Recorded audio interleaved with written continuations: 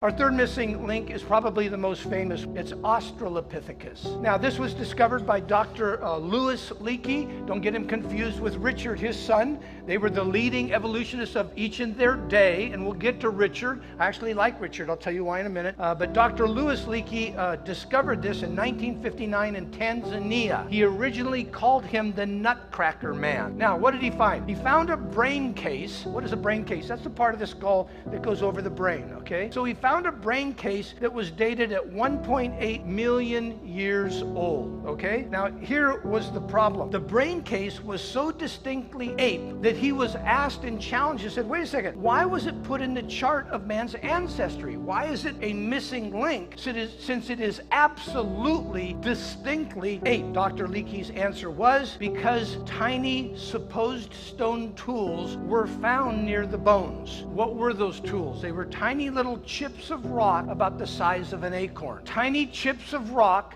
about this big were found somewhere near a little monkey brain case, which suddenly determined the fact that we had found Australopithecus. Ultimately, it is his son. Don't miss out on this part. Son Richard Leakey, in his book called Origins, removed Australopithecus from the chart leading to Homo sapiens. Okay, his son actually did that. Why? Because the evidence was so weak. It was distinctively ape, and the tools, Australopithecus was not to be left, though, in the shadows for long. In 1976, National Geographic magazine came out with a new discovery, this time by a guy named Donald Johanson. It's called Lucy, this skeleton. It was called Lucy because Johanson, and when he found it, on his Sony Walkman, which you have to be as old as I am to even know what that is, on his little cassette, he was listening to the Beatles song, Lucy in the Sky with Diamonds. Lucy, Australopithecus, becomes the darling of anthropology. Why was there such a big deal around Lucy?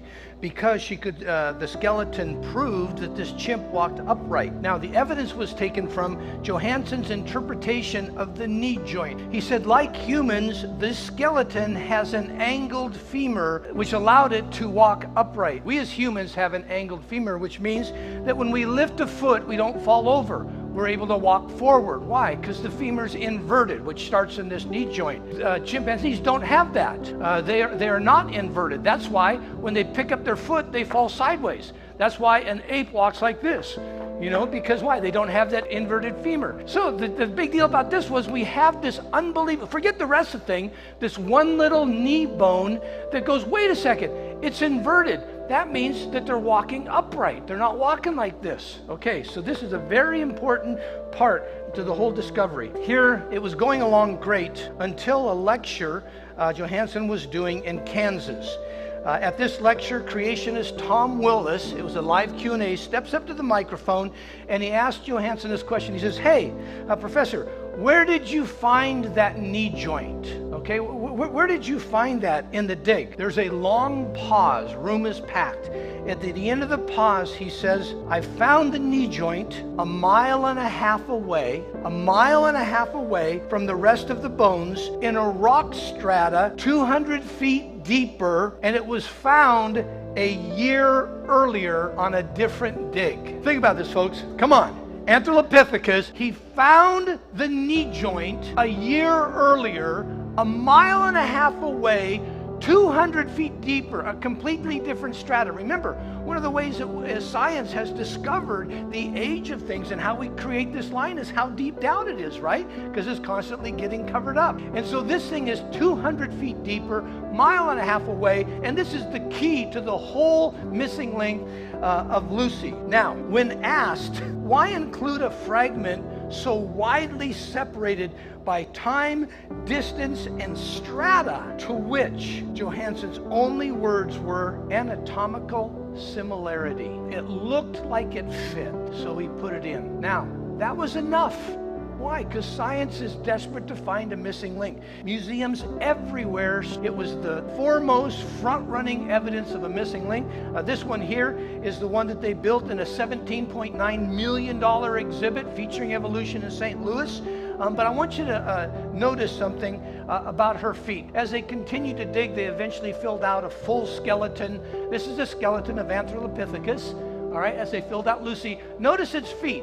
Notice its feet are out like this, like a chimpanzee, right? Now let's go to the foot of the model of Lucy, which is identical. I have never been able to find in all of my studies a single mock-up or representation of Australopithecus that doesn't have a human foot. Some people were a little upset with this, and they said, hey, wait a second. So they went to Bruce Carr, the director of education, and he was asked, why display with vivid detail the features of an animal that aren't accurate? Okay, wait a second. What's with the human foot on Lucy?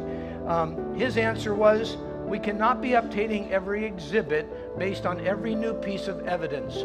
What we look at is the overall exhibit and the impression it creates. This is a true statement about evolution. We think that the overall impression this exhibit creates is correct. Why is this important? Because evolution does not have physical evidence to support the species-to-species evolvement. Genesis says that when God created each living thing, that they must reproduce after their kind, which absolutely rules out species-to-species evolution. Not by mutation, not by some bizarre evolutionary hope that something would happen and they would somehow transition. He created the kinds distinct and unique.